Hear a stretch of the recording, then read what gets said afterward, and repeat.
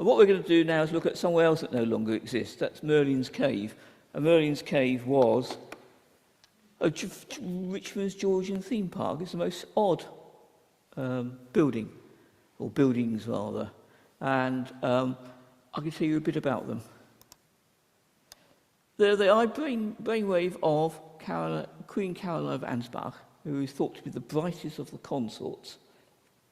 And she married George II, and although George II was a serial philanderer, it was actually a happy marriage, and she tolerated his various mistresses. And they lived in Kew, at Richmond Lodge, which is long gone, roughly where the observatory is today, if you know where that is. And they lived there. It was given to Queen Caroline on the coronation of George II in 1727. And she lived there with her courtiers and court and that sort of thing. And in the old days, before George II came, it was a rival court to that of George I. Father and son never got on. So they set up rival courts. This is Queen's House. If you know Kew Palace in Kew, it's roughly where Kew Palace is now, or the remains of Kew Palace is actually behind that there. And again, that is really where George III lived, because Richmond Lodge was too small for the very large family that George III had, and so they moved to Queen's Lodge in Queen's House rather in Kew. And why are they important? Because they link you to where the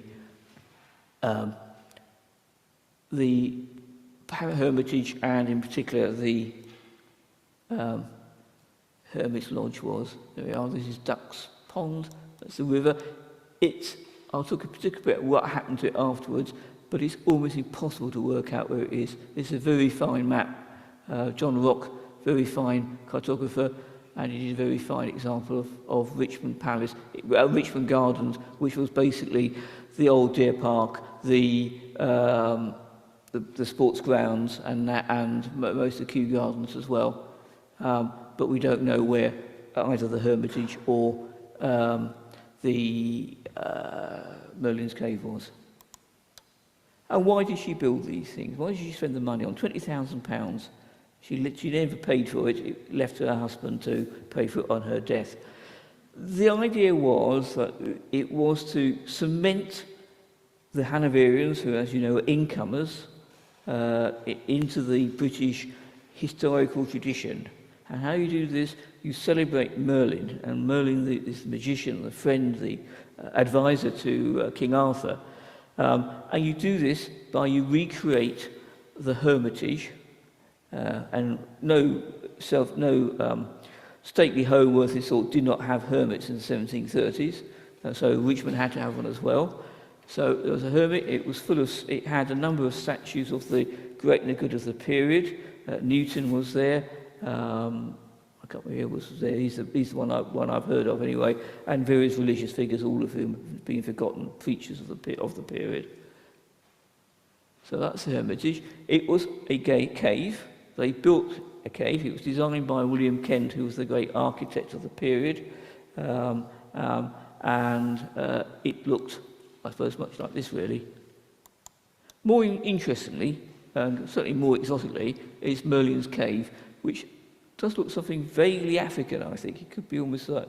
years ago, I went to an exhibition, so whatever it is, an exhibition, I suppose you could call it, in Kew Gardens with Zimbabwean housing, and it looks very much like it could come out of the veldt in Rhodesia in South Africa. And the idea was that Merlin would be living in this area. They're recreating what they imagined where Merlin lived when he wasn't out with acting Tangier or with King Arthur. This is where he lived. And you could go and visit it. It was opened in 1735, September 1735. The Hermitage was opened a few years earlier, 1731 or 1732, nobody really knows. And if you were respectable, which meant, I think, probably a member of the upper classes, of course, then you could go and visit it. heritage. You would be guided in by one of the gardeners. You'll turn up at the Queen's Gate, Queen's House normally. You'll be taken through the gardens there. The most eminent writer of the period, journalist of the period, who lives by the pseudonym of Craftsman, he walked through and complained bitterly that he hadn't walked so far for many years. So it's quite a long walk. Imagine walking through Kew Gardens to basically Queen Charlotte's cottage. So it's a mile and a half to get there. And you get there, you get this marvellous contraption there, beautiful thing. You go in one way, out the other, and you will see reconstruction of Merlin's cave. And there was a wax model of Merlin working away with again various statues and books and that sort of thing, all of which were of the period. So they ransacked various libraries and stuck them around the walls here.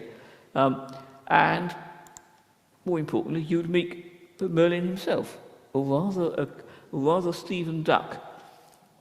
And Stephen Duck is a fascinating character. He is known as the Thresher Poet because he grew up in poverty in Wiltshire. He was a son of agricultural labour, but turned to poetry and was picked up by the Queen Caroline, who appointed him the hermit, the official hermit to the gardens here. His wife was also assisted, so between them they would be expected to show visitors around, answer questions, and take a keen interest in Merlin and recreate some of the stuff that Merlin did. Think Mickey Mouse at Euro Disney or things like that. There are these characters there recreated. Well, Stephen Duck's task was to try and recreate Merlin. We know quite a lot about it because there's an awful lot of press interest in it, particularly for Merlin's Cave in 1735. We know because there were several guided books produced to it, and we know because there was quite a lot of correspondence and press stories in Gentleman's Magazine. There's an example here, page here from the Gentleman's Magazine. I don't expect you to be able to read it, but it was, lots of interest, so we know exactly when we know we opened. We know because there's accounts of how you got there and how you walked around, taken around there, which is my interest in doing the thesis. But it's also it's something that lingers as well. Although they were still doing operas based on Merlin's Cave in the 1780s in Ireland. They played the backdrops for the theatre of the Merlin's Cave, and presumably in colour, I guess, and then they showed it all around, and it still was evidence that they were still doing this in the 1780s, even though the Merlin's Cave had long gone. What happens to it? Well, we don't really know. King Caroline dies in November 1737. There is quite a lot of evidence to suggest that as soon as she dies, George II, who was fairly mean, closed it down. It was just a folly he tolerated from his wife, but what was the point of having it? He was never interested in art or anything like that, so they closed it down. We know it's there in 1735. There is no press coverage for 1736. Whether it's still going in 1736, I don't know. Nobody knows.